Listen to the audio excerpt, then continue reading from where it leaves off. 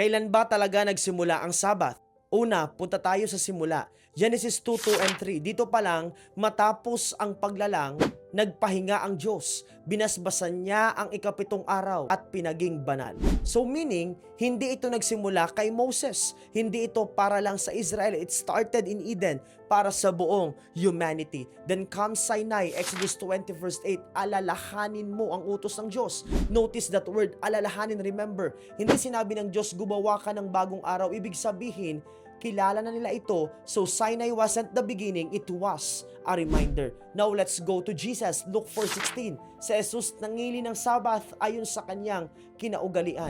Hindi niya ito binago, hindi niya tinanggal, kundi iningatan pa nga niya ito. Kung siya ang example natin, what does that say about us? Kahit si Pablo na apostol, Gawa 17:2, Paul preached on Sabbath, Gawa 13:42 and 44.